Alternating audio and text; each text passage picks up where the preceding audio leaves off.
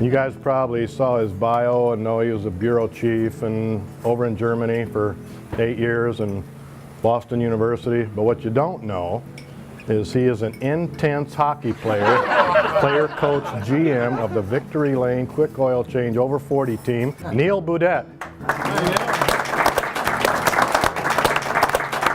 What I wanted to do today was just talk a little bit about what I do and then take you behind some of the stories that I've done. I think you may find it kind of interesting the way things come together. As Derek said, I'm the Detroit Bureau Chief.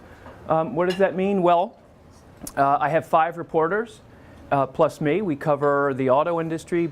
In addition to that, we cover the city of Detroit, the governor in Michigan. We do some broader Midwest topic stories. Has the auto industry rebounded? Yeah, Detroit is back. Both GM and Chrysler have gotten straightened out. Ford did it on their own, but all 3 companies are making not just money, but making serious money. Through 3 quarters of 2011, GM had made more money than in any other year in its entire history. This is the best year GM has ever had. They'll probably end up making over $8 billion this year, which is an unheard of amount for one of the Detroit automakers. And the good news for all of us is that they're reinvesting that money, and a lot of that money is being reinvested in Michigan, which means jobs here, and it means people are going to move here and buy homes, and all of us may finally get our heads above water on our home values. What do you attribute the turnaround to? 2 or 3 things. The most important of all was that all 3 companies had brain transplants. At Ford, it was a voluntary one. Bill Ford realized, I'm not the guy to run this company, and he went out and got one of the best CEOs there was out there, Alan Mulally, and he straightened out the company. In the case of Chrysler and GM, the old management they were stuck in almost a different century in the way they thought about the auto industry. In terms of passenger cars, they made very good trucks and very good SUVs, but when it came to cars, they tried to make, the simple way of explaining it is they tried to make the cheapest car possible. And now the people who are running the companies are trying to make good cars. And you make good cars and people will buy them. But if you spend the least amount on your parts, and this is true, at Chrysler, under the Germans, they had a program where they benchmarked the cost of every bolt, flange, or whatever it was in the car, and they wanted to have the cheapest price. So, you know, you buy the cheapest parts, you're going to have crappy cars, and that's what they had. And it's a completely different approach now, and you can see it at the auto show. The new Ford Fusion is a gorgeous car. Dodge has this car called the Dart. It has nothing to do with the old Dart. It's a very nice looking car, beautiful interior. What this tells me is that American engineers and American designers are every bit as good as the Koreans, the Japanese, and Germans, and many times they're better. So it wasn't that we were idiots here in Detroit before, it's just that we were taking a very bad approach. So the brain transplant is one. The other is clearly in lowering their costs. GM was not only paying its workers, but they were paying the health care costs and pension for hundreds of thousands of retirees. And that was a cost that was a huge burden to them. And it was about $2,000 in cost per car. That's $2,000 that you can't spend on a better engine that's more fuel efficient, or a better suspension, or a nicer interior, or more luxurious feeling seats. And they've fixed that problem. They've set up this VIBA fund that pays the health care costs for the retirees, and they've moved beyond that. So those are really the 2 things, the brain transplant and the costs. But we're in good shape. We're in good shape. And we've got GM, Ford, and Chrysler all gained market share, and we're all profitable in 2011. That hasn't happened in like 60 years. I find it interesting that the 3 CEOs, Ford, Chrysler, and GM, are all non-automotive people? No, you know what? I don't. She owns a lawyer. I don't find that surprising at all. That's why they've turned this thing around, I think. Well, they brought people in who look at it realistically, who see reality for reality. I will tell you, Rick Wagner gets my vote as the worst CEO in American history.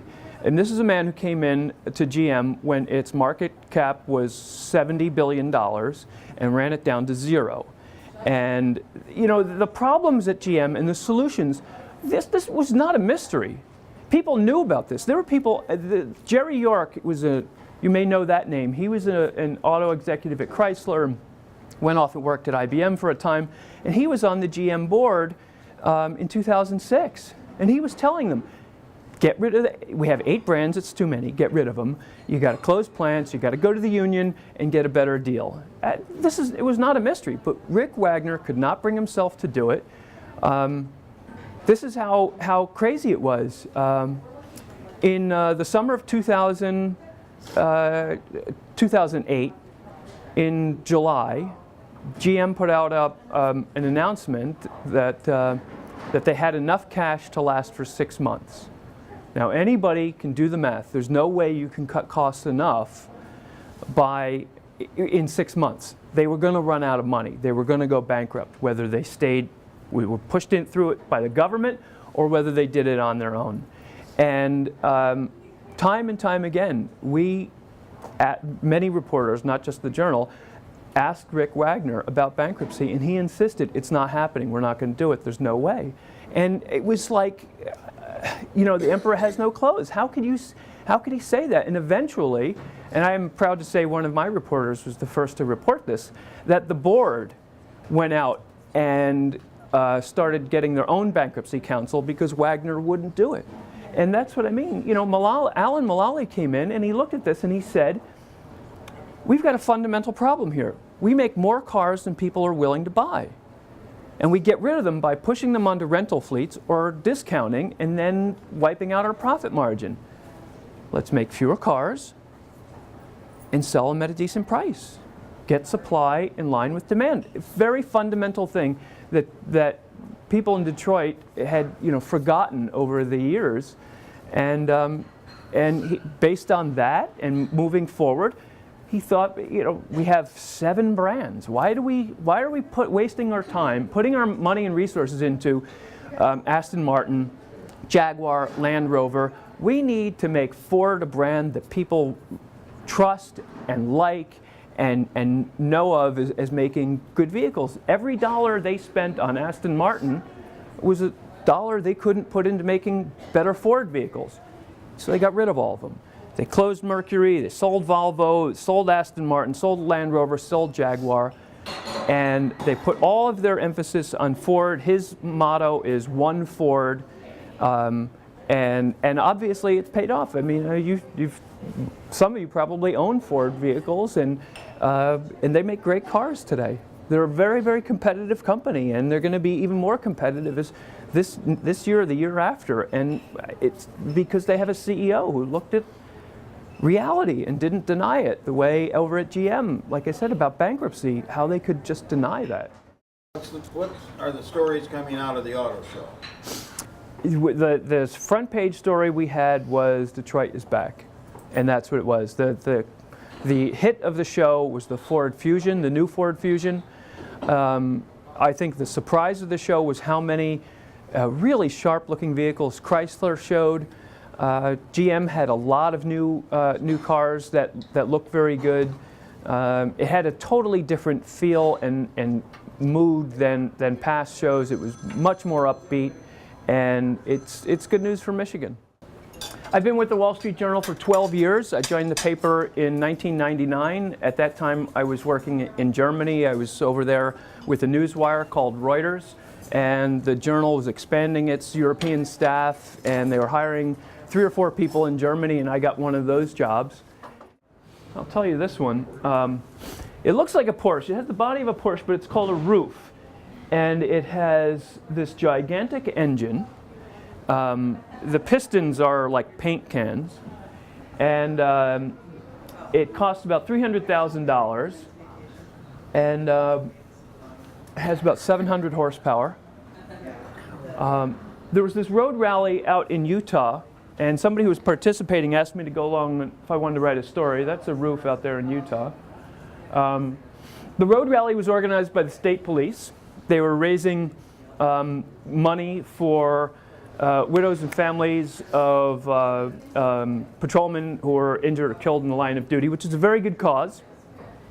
But the road rally was this. You paid to participate, and it was a fairly high dollar amount, and it tended to get people with Ferraris and very, very high-end BMWs and Porsches, $100,000 and $200,000 and $300,000 cars. And the idea was the state police would take you out on the back highways, and then they'd wave you on, and you could drive as fast as you want. And boy, that roof that we were in, there was a guy who was driving it, and on the third day of the rally, they set up a radar gun on this really remote stretch of highway, and the idea was it was about a 20-mile stretch, but near the end they had the radar gun, and you'd go flying through it, and they would get your speed and then write you up a ticket, and you would pay the fine to the charity, but then you would get the ticket saying that you were nailed doing 180, and you could frame it and show it off to your friends. Now, I have to say, I was all along for the ride. So I was in the car when the driver was doing 140, and they let me drive, and at 135, I wasn't going to go any faster than that. So I did participate in it, but is this really a good idea? Could somebody predict something might happen? That right there is a Ferrari Enzo. It's $1.5 million. This is the owner. He was there. That roof, in this rally, everybody knew the roof and the Enzo were probably the two fastest cars. So when it got time to go through the speed trap, the roof was going to go first and he was going to go second. And I was in the roof, and I even have a video of it if you care to see it. I was holding the video camera in the seat.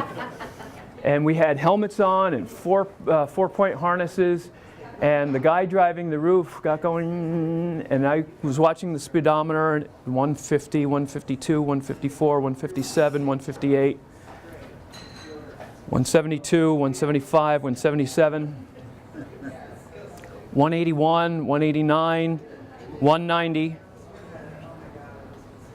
196, 197, 198, 199, 200, 201, 202, 203, 204.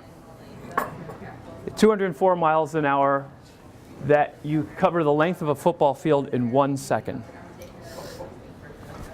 In 1 second. So hit 204, we got over 200 miles an hour, we let off the gas. We got out of the car. The driver takes his helmet off. He lights up a cigarette. He was just completely wiped out. I was fairly wiped out too. That was a pretty intense experience. But over the walkie-talkie we hear, "Shh, we have a PI. It's personal injury."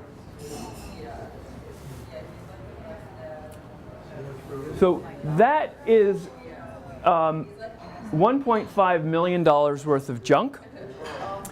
The Ferrari came behind us on the road. At the beginning of the course, there were some dips like this.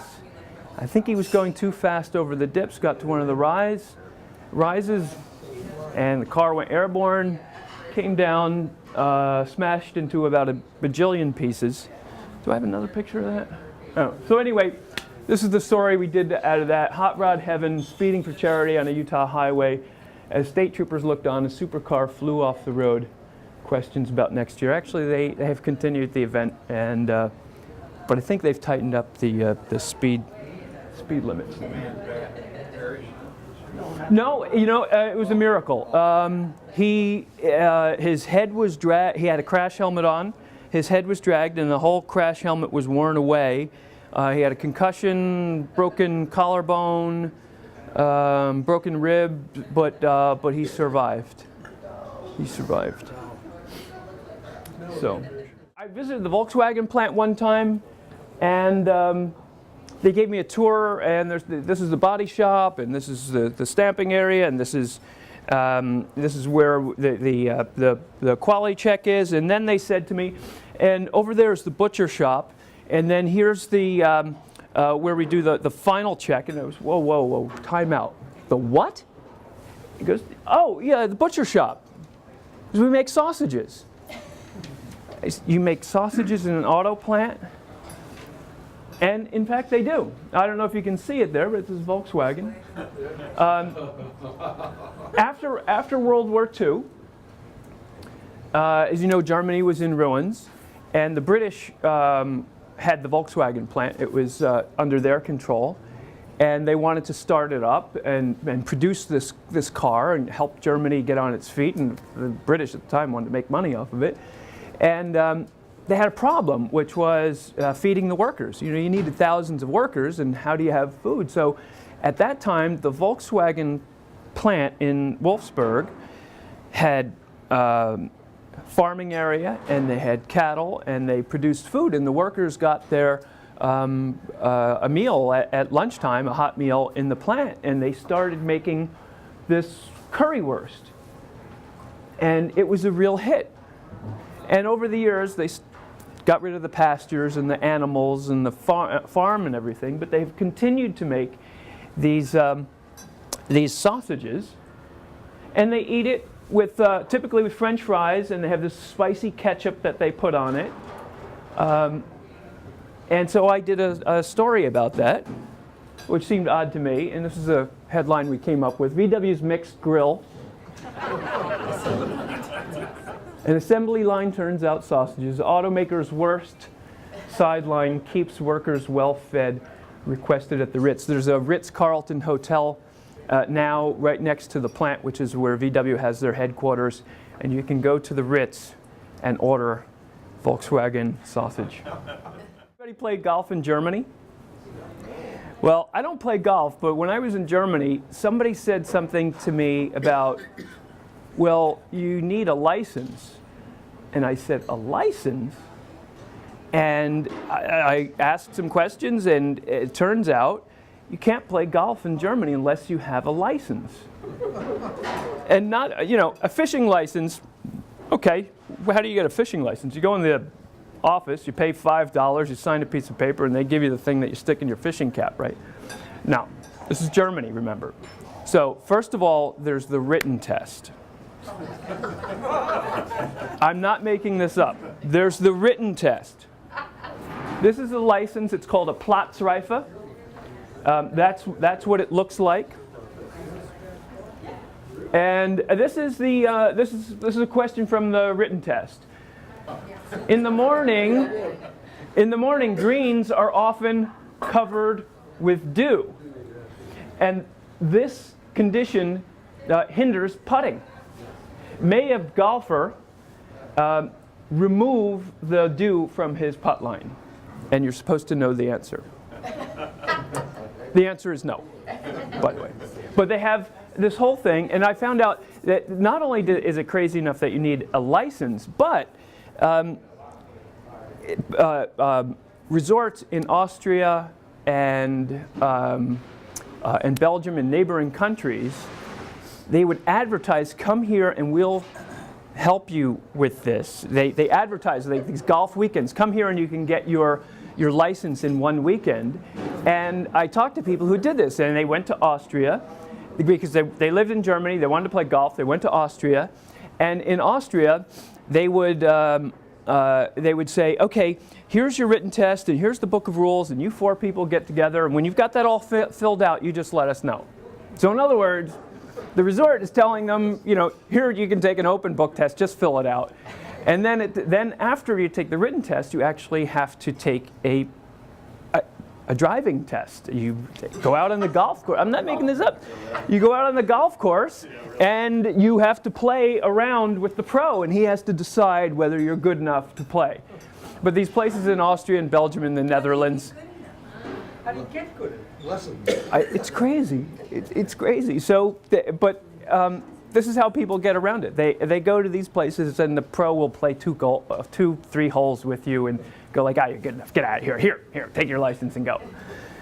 So I ended up doing a story, and it just happened to be at the same time that Tiger Woods was playing in a tournament, and I got to speak to him, and we were at a press conference a couple of days before the tournament started, and people were asking him questions about Tiger, your swing, Tiger, you know, your putting, blah, blah, blah, and suddenly the guy from the Wall Street Journal says, "You've played a lot of golf, but have you ever taken a written test on the rules of golf?" And he says, "A written test? That's what officials are for." And so that was the quote we ended up putting in the story. But you can see we had a lot of fun with the headline, "Germany tees off golfers by requiring a license to drive." Courses try to deter duffers with tests. Austrian inns offer some wiggle room. And this is the lead to the story that I came up with. To play golf, you need practice, patience, and perseverance. To play golf in Germany, you might need a quick trip to Austria or a color photocopier. I talked to a guy who took his friend's license, put his picture on it, put it on a photocopier, copied it, and then used that. I'll go through this one quickly. In Germany, I'm sure many of you know the Christmas tree came from Germany, and Germans have a reverence for trees. They just have an appreciation for trees that we don't understand, and part of it is because that Germany, hundreds of years ago, was covered by these very dense forests, and of course Grimm's fairy tales that have all these romantic references to the forest. So the Germans have a connection with trees. There's Germany. There's our Christmas tree. Can anybody guess what that man's occupation is? Would you believe tree police?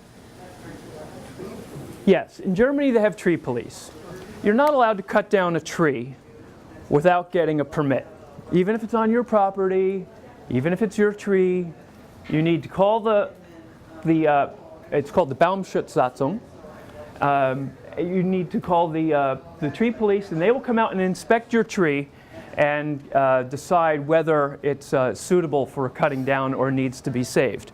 I lived in an apartment building, the front of which was not flat, it was kind of indented like this. And it was because there was a tree there, and they decided that tree shouldn't be cut down, and so they had to change the shape of the building. And so we got this story out of it. If trees could talk, they'd probably root for these bureaucrats. In Germany, green police stand between arbors and the axe. Homeowners are stumped. I have to say, I find the humor in this, but I actually also see some of the good in it. Because, when you look at housing developments here, where they just clear-cut everything, and it's homes, there's no shade. I am so thankful I live right down the street here where we have a lot of trees around our homes. They didn't clear-cut the neighborhood. I do think there is some good in this. Maybe the Germans go a little bit too far in not letting people cut down trees when there are plenty of other trees around. But I do see some good in it, and I look at these new developments where the homes are bare. The sun just beats down on them. It's so hot in the summer. The kids never play outside, and so I do see some good in that. But does anybody know what that is? It's a donkey. Does anybody know what kind of donkey? That is called a Baudet du Poitou. And if you notice any similarity between that and my last name, you're very astute. This is actually the largest breed of ass. True fact. And my last name is a French-Canadian name. There was a man who came from France in 1665. His name is Jean Boudette, and it's spelled B-A-U-D-E-T, which is the way this animal's name is spelled. And my father and two Canadian gentlemen have for 30 years have been doing genealogy. They've got a database of, I don't know, 20, 30,000 Baudettes in North America. They're all related. They all relate back to this one guy. They've never found anybody with the name who's not related. So when I was in Germany, I went to the French town where we came from, where Jean Boudette came from, and while I was there, I was in the tourist office and I saw a brochure, and it said something about this donkey, and I saw Boudette, and well, what's that? And they said, oh, that's our donkey. And it turns out in that region of France, that's near the Atlantic coast, they raised these donkeys, and for centuries they used this donkey, which is, as I said, the largest breed of ass. It's a very tall donkey. It looks like a horse. It's gigantic for a donkey. And they had a horse in that region, and they would breed the horse with the donkey, and they would get a mule that in the 1500s and 1600s was considered high-class transportation because it needed less forage than a horse. It had these big clunky hooves that didn't need to be shod. And the farmers in that area never sold the donkey to anyone. They only sold the mules. Mules are sterile, so they always had cornered the market. And until World War II, the mules were exported to places around the world as work animals. And after World War II, of course, mechanized farming came in, and there was not much of a need for the donkey. And it almost died out. In the late 70s, there were about 44 purebred animals left in the world. There were many mixed breeds, but really mutts. So I ran across one of these donkeys right here at Domino's Farms, and I asked the guy about it, and he said, oh yeah, rare breeds are a real hot thing these days. There's got to be a story there. So I Googled on the internet and found out that there was a woman in Vermont who inherited a bunch of money, and she bought a farm and was trying to breed these things. And so I went to visit her and came away. That's on her farm. They're very cute little animals. There they are. And so we came up with endangered donkey has a shaggy tail with a happy ending. And I have to say, I think this is one of my favorite leads I've ever written. For Debbie Hamilton, it was love at first sight. She scratched Sadi Dubourg behind his long fuzzy ears and patted the coarse, foot-long dreadlocks hanging from his belly. She didn't buy him that day, but eventually she wrote a check for $5,000, and the hairy jackass was all hers. He was very beguiling looking, the 61-year-old Mrs. Hamilton says earnestly. So we went on with that story.